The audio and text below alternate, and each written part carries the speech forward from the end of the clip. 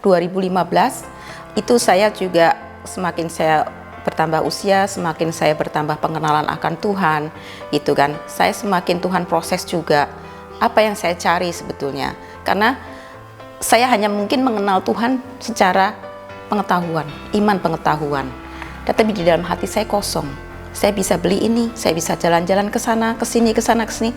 Tetapi tetap aja ada sesuatu yang kosong dalam hati saya, yang saya baru tahu sekarang bahwa kekosongan setiap manusia itu hanya bisa diisi oleh satu tempat, untuk Tuhan Yesus Kristus.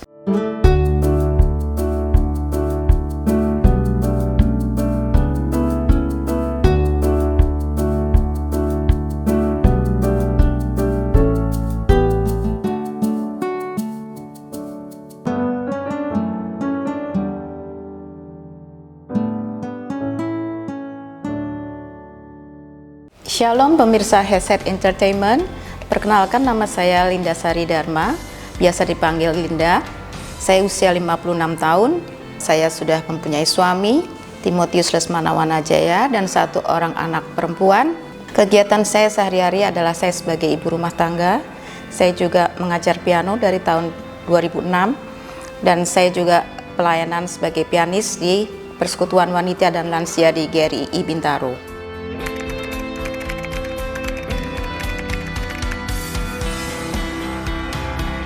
Saya berasal dari keluarga yang mengutamakan pendidikan, dan saya dulu memang saya dilahirkan dari keluarga Kristen, tapi saya pada saat itu saya hanya tahu Tuhan Yesus, tapi saya belum mengenal Tuhan Yesus secara pribadi. Dampaknya adalah pikiran saya, mindset saya adalah mindset orang dunia yang mengejar semua adalah keuangan dan karir. Dari sejak SD, SMP, SMA itu saya memang puji Tuhan saya sekolah di sekolah yang bagus. Kemudian saya memasuki Fakultas Hukum di Universitas Gadjah Mada, saya lulus tahun 1990. Kemudian saya bekerja di salah satu national company di Jakarta. Tapi karena memang saya berambisi, saya hanya kerja 1 tahun, kemudian saya melanjutkan pendidikan saya untuk jenjang S2. Kenapa saya dulu memilih negeri Belanda? Karena saat itu saya ingin mengambil MML dan saya sudah diterima di Leiden University Belanda. Tapi kemudian saya berpikir lagi bahwa memang bukan panggilan hidup saya bekerja sebagai orang hukum. Jadi saya lebih memilih untuk berkuliah mengambil bisnis. Kemudian orang tua saya setuju dan support. Akhirnya saya mengambil bisnis, saya ambil jurusan marketing. Setelah 2 tahun saya lulus S2, saya kembali ke Jakarta. Saya ditawarin beberapa perusahaan dan saya tidak mau kembali lagi ke perusahaan nasional, tapi saya memilih untuk perusahaan-perusahaan asing karena fasilitasnya dan jenjang karirnya lebih menjanjikan. Setelah lulus saya diterima di Bank Belanda yang saat ini sudah tidak ada di Indonesia, yaitu ABN AMRO Bank yang dulu berkantor di Jalan Juanda, Jakarta. Karir saya cukup bagus di sana. Saya sempat dikirim untuk pada saat itu ambil kursus lagi untuk di Bursa Efek Jakarta untuk salah satu produk mereka yang diberi nama Share Shop. Jadi saya sebagai manajer investasi yang saya memberikan saran kepada para nasabah untuk mengalokasikan dananya untuk di tabungan atau di saham atau yang lain-lainnya. Kemudian karir saya cukup bagus karena saya naik jenjangnya itu lumayan bagus, tapi karena memang saya sangat berambisi, dari beberapa klien-klien saya mendapatkan tawaran-tawaran juga untuk bekerja di perusahaan mereka. Dan kalau tawaran itu cukup menggiurkan dan menjanjikan, saya ambil. Saat itu saya ditawarin oleh Walmart Internasional. Mereka membuka kantor cabangnya, supermarket cabangnya di Indonesia. Kemudian saya bergabung dengan mereka dan saya sempat dikirim ke kantor pusat di Amerika, di Bentonville, Texas. Dan saya untuk training di sana. Karir saya dulu di situ dimulai dari sebagai vendor master, kemudian dalam waktu yang cukup singkat saya kemudian dipromot menjadi marketing manager. Nah, pada saat itu saya sebetulnya menikah sudah cukup usia di akhir 29 mengarah ke 30. Tapi karena memang saya tujuannya berkarir, saya menahan-nahan juga untuk memiliki anak karena menurut saya anak itu nanti akan mengganggu karir saya. Tapi atas izin Tuhan, di Januari 1997 saya hamil. Nah, setelah saya tahu saya hamil itu, mungkin secara mental saya tidak siap. Nah, itu saya bolak-balik masuk rumah sakit. Saya bolak-balik masuk rumah sakit yang membuat saya merasa betul-betul saya muntah-muntah terus sepanjang dari saya mengetahui saya hamil sampai anak saya lahir itu, saya muntah sehari bisa 7 kali. Akhirnya saya memutuskan untuk resign dari pekerjaan karena saya 2 hari masuk, 1 hari libur, 2 hari masuk, nanti libur lagi karena fisik saya tidak kuat. Tapi bos saya tidak mengizinkan saya untuk resign. Dia bilang, sudah kamu unpaid leave saja sampai anak kamu lahir. Dan semua anak saya lahir, semua dari pemeriksaan dokter, rumah sakit, saya operasi sesar pun semua di cover oleh kantor saya.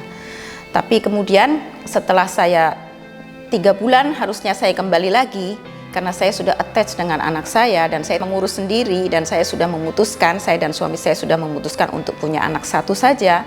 Maka saya kembali lagi bilang ke bos saya bahwa waktu saya masuk sudah dekat, tapi sepertinya saya tidak akan masuk lagi, saya mau minta resign. Kembali lagi bos saya bilang bahwa kamu jangan pikir short term, kamu pikir long term. Ambil saja seenak kamu, sampai anak kamu umur 2 tahun, 3 tahun, you balik lagi ke saya. Nah, sejak itu ya sudah saya nyantai aja. Tapi setelah saya menjadi ibu rumah tangga, mengurus anak saya mulai sekolah, nah saya juga akan kembali lagi menjadi profesional itu agak sulit karena kan saya dulu bekerja bisa sampai jam 10, jam 12 malam. Kalau kita ada video call ke sana, ke kantor pusat, itu jamnya bisa jam 4 pagi. Kita mengikuti kantor pusat. Nah, itu tidak mungkin saya lakukan. Dan saya itu tidak mungkin menitipkan anak saya ke orang lain. Jadi saya memutuskan, ya sudah, saya berhenti saja. Sampai nanti saatnya saya mungkin akan memulai bisnis sendiri atau apa saya tidak tahu. Tapi for the time being, saya bilang saya putuskan untuk saya berhenti bekerja.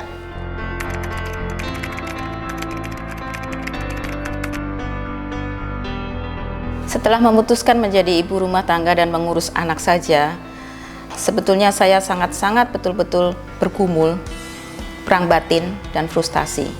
Karena dari sejak muda mindset saya itu tidak pernah akan menjadi ibu rumah tangga, itu suatu profesi dan suatu status yang jauh daripada pemikiran saya. Dan saya harus menjalaninya itu dengan kehilangan semua. Saya sempat menarik diri dari pergaulan karena saya malu ketemu teman-teman saya, teman-teman kantor saya dulu. Saya takut kalau nanti ketemu, sekarang kerja di mana? Aduh, saya mau jawab apa? Saya di rumah saja. Jadi pekerjaan saya sehari-hari ya hanya ngurus anak, antar anak playgroup, nongkrong-nongkrong sama ibu-ibu. Ya betul-betul saya merasa pada saat itu bahwa betul-betul saya turun nyungsep ke bawah gitu. Nah, di situ kemudian ada salah satu orang tua teman anak saya yang mengajak ke persekutuan doa. Disitulah saya mulai, Tuhan menjamah saya mulai mengenal Tuhan, mulai belajar mengenal Tuhan, membaca Alkitab.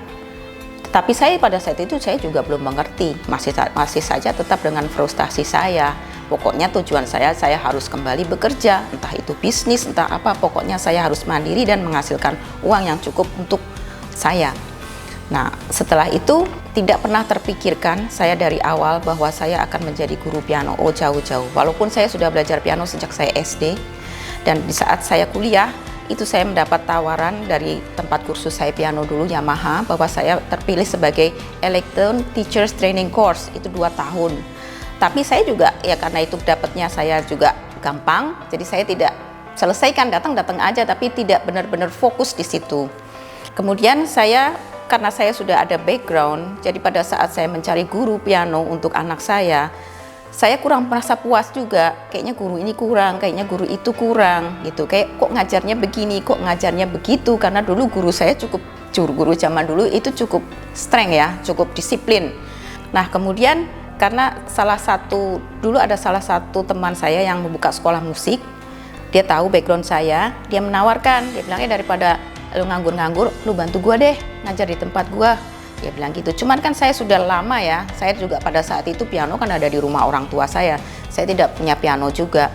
Tapi kemudian saya belilah piano bekas ya, yang murah lah.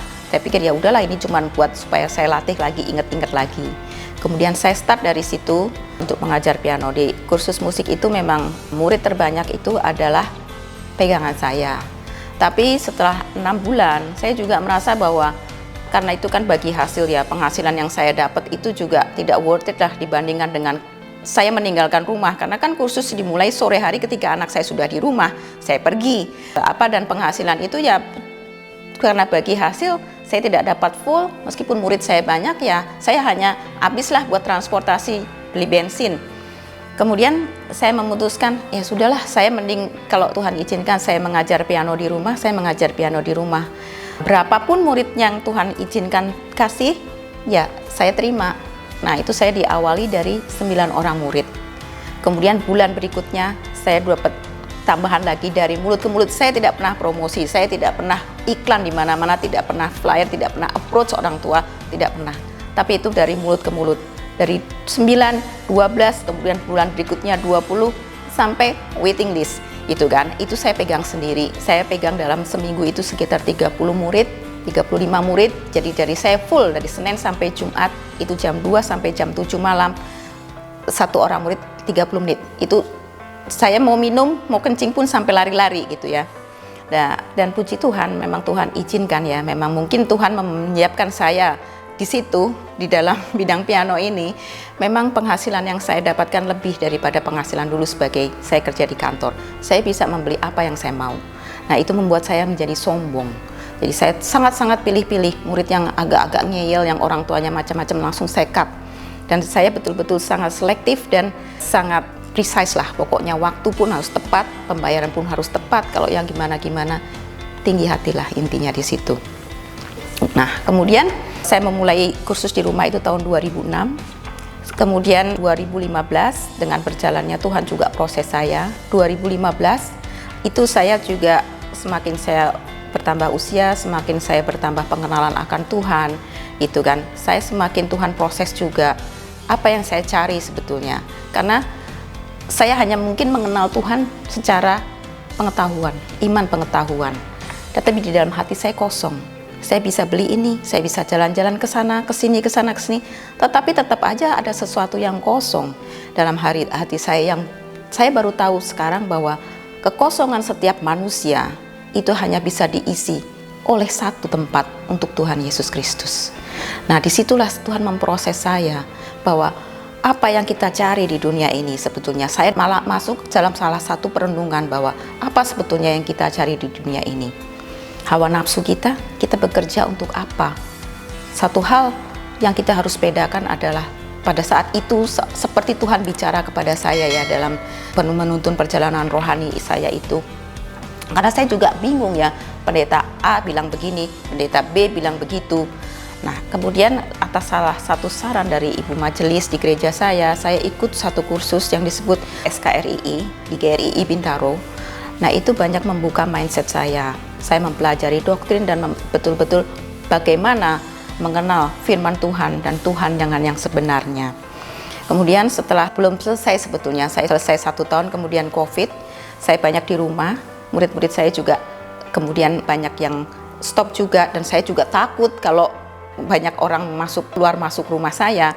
Tapi puji Tuhan ya, selama COVID pun saya tidak pernah kehilangan murid. Ada aja yang tetap stay les gitu. Tuhan tidak pernah meninggalkan saya. Berkatnya itu selalu cukup dan setiap hari itu berkatnya selalu baru untuk saya. Tapi di situ saya banyak di rumah, saya banyak waktu kosong, pelayanan pun berhenti pada saat itu. Jadi saya banyak untuk kontemplasi. Itulah yang Tuhan inginkan saya rasa. Bukan hanya mengenal dia secara pengetahuan, tapi mengenal dia secara pribadi. Dengan saya banyak bersaat teduh, saya membaca firman dan berkontemplasi. Disitulah Tuhan memproses saya. Ketika dulu saya awal-awal, saya mengetahui bahwa sebagai orang Kristen yang sudah lahir baru, harus terjun ke dalam pelayanan. Kalau tidak, itu kita dianggap pencuri firman. Karena kita hanya mau menikmati saja yang enak-enak, tidak mau terjun secara fisik, bukan hanya secara membantu secara keuangan. Jadi kemudian tawaran pelayanan apapun saya terima. Jadi kesibukan saya pelayanan sana sini. Nah, kemudian setelah saya belajar secara teologinya, saya mengerti bahwa pelayanan itu bukan kehendak manusia. Tapi itu suatu privilege yang Tuhan berikan, kesempatan yang Tuhan berikan untuk kita. Tapi juga harus sesuai dengan kehendak Tuhan, bukan dengan kehendak pendeta kita atau kehendak saya atau kehendak orang lain hanya untuk menjadi pujian atau hanya untuk supaya banyak orang datang, supaya apa, tidak, tapi apa yang Tuhan. Jadi saya lebih seleksi lagi dari pelayanan-pelayanan yang Tuhan berikan, yang betul-betul secara pengajaran di gerejanya pun saya betul-betul sesuaikan mana yang Tuhan ingin. Sekarang setelah saya mengenal Tuhan dengan benar, itu saya lebih seleksi lagi, dan memang sungguh betul bahwa di firman Tuhan pun mengatakan bahwa kita harus memilih segala sesuatu, nggak boleh asal terima saja. Jadi saya pun menerima murid pun saya pasti doakan, saya akan sesuai tidak untuk kehendak Tuhan. Kalau saya ketemu murid yang aneh-aneh, ketemu orang tua yang aneh-aneh, itu pun saya tetap jalani sambil saya doakan, sampai akhirnya Tuhan katakan oke, lepaskan, baru saya lepaskan. Tapi setidaknya saya belajar untuk bergantung kepada Tuhan, tidak bergantung pada kekuatan saya sendiri, saya mampu atau tidak mampu, saya nggak mau atau saya mau, tapi saya lebih mengarahkan kepada kehendak Tuhan. Jadi dalam hidup manusia itu harus ada apa yang primer, apa yang sekunder. Itu yang Tuhan ajarkan dalam hidup saya, bahwa pendidikan, pekerjaan, keluarga itu adalah faktor penunjang. Tapi faktor primer, faktor utama adalah apakah kita mengenal siapa Tuhan kita, dan apakah kita mengenal apa kehendak Tuhan kita di dalam hidup kita. Jadi sekarang saya menjalani kehidupan saya, sungguh saya berserah kepada Tuhan. Siapapun yang Tuhan kirimkan ke saya, baik sebagai murid maupun sebagai untuk melayani di gereja, saya hanya serahkan apa yang Tuhan mau. Pakailah aku ini sebagai alatmu, karena saya tidak bisa berbuat apa-apa tanpa Tuhan yang memberikan itu kepada saya.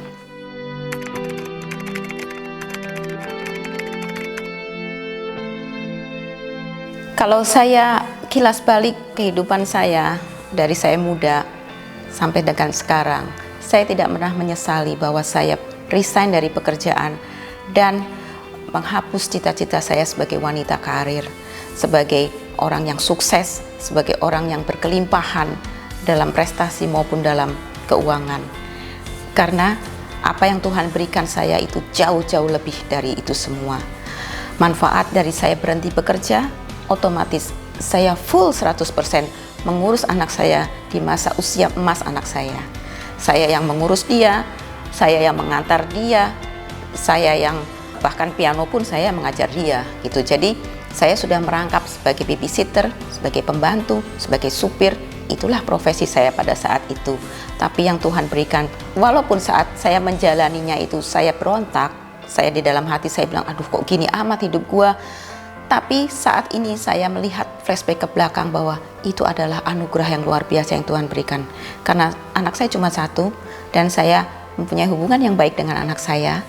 Dan itu yang tidak akan mungkin pernah saya dapatkan jika saya memilih jalan hidup saya sebagai wanita karir. Saya mungkin anak saya juga ya udah jadi anak mbak atau bagaimana, saya nggak tahu. Dan itulah yang tidak pernah saya sesali. Meskipun saya pernah terpuruk, tapi justru di situ Tuhan memproses saya. Jangan pernah mengeluh saat Tuhan memproses, karena kita adalah bejana tanah liat dan Tuhan adalah penjunan. Jadi kalau kita siap diproses oleh Tuhan, menjadi yang sesuai yang Tuhan mau, tujuan Tuhan, kehendak Tuhan, hidup kita ini kan miliknya. Setelah kita ditebus, setelah kita percaya Tuhan satu-satunya, Tuhan Yesus satu-satunya Tuhan dan Juru Selamat dalam hidup, kita sudah ditebus oleh darahnya yang mahal, kita sudah milik Dia, bukan milik diri kita sendiri, bukan milik dunia ini, tapi adalah saya menyadari bahwa apa yang saya cari untuk memuaskan nafsu saya, untuk mengkoleksi prestasi, mengkoleksi segala yang saya inginkan, itu semuanya adalah fana. Dan sudah saatnya Tuhan itu memberikan saya, mencelikkan saya untuk mencari kekekalan, segala yang kekal, yang akan saya bawa sampai kapanpun di kekekalan nanti. Kalau semuanya itu yang saya cari dulu adalah sia-sia dan fana.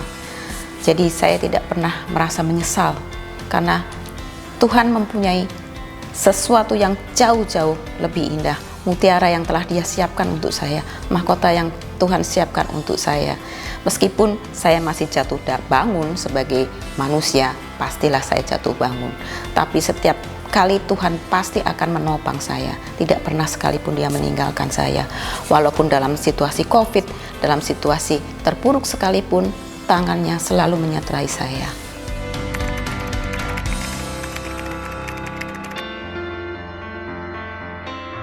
Ketika saya sudah mencapai apa yang saya inginkan sebagai guru piano, cukuplah penghasilan untuk apa yang mau saya inginkan, itu saya bisa dapat dari situ.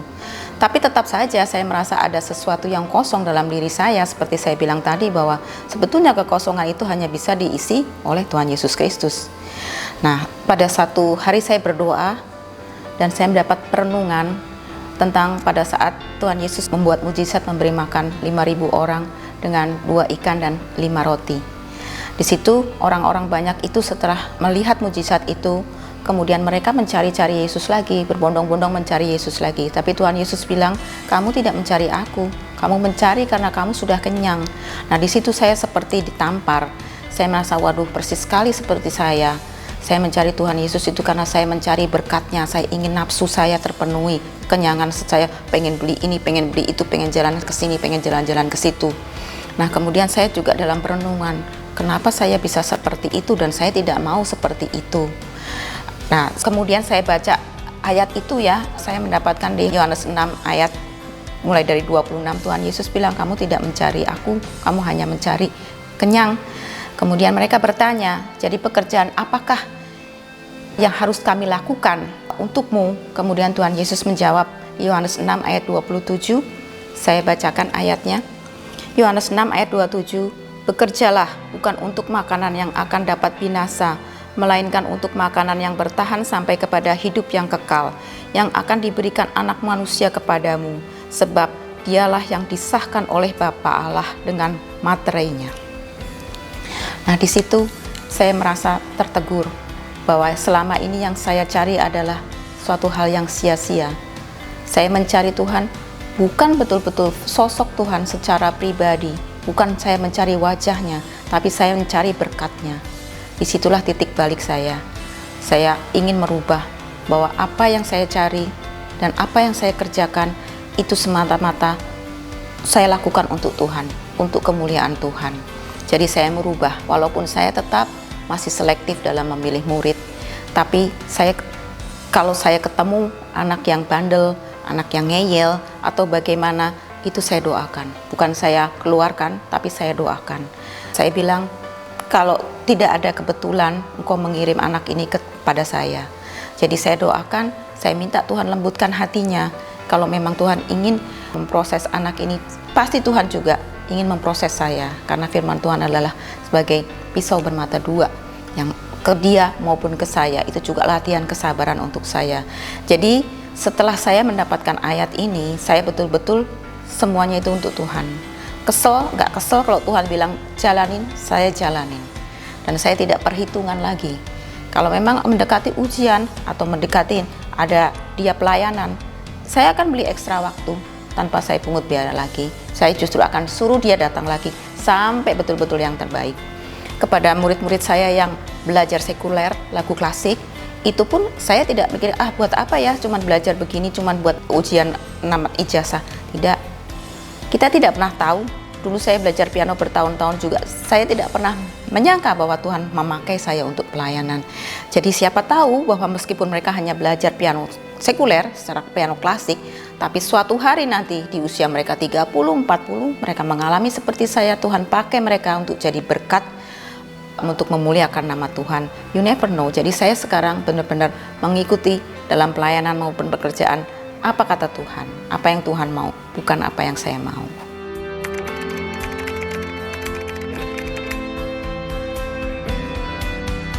Pesan saya kepada para wanita, apalagi wanita-wanita zaman sekarang yang sudah berpendidikan tinggi, sangat pandai untuk bekerja, untuk berbisnis. Kalau suatu hari cita-cita Anda seolah stuck, tidak mulus sesuai dengan apa ambisi kita, jangan marah, jangan frustasi seperti saya dulu, tapi berdoalah dan bertanyalah pada Tuhan.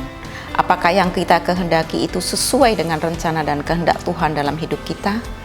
Kalau segala pintu tertutup, pasti itu bukan jalan kita. Jalannya bukanlah jalan kita, dan jalan kita bukanlah jalannya.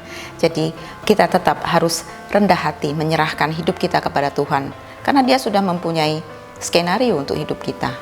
Jadi jangan pernah putus asa, bertanyalah. Pasti nanti akan ada jalan.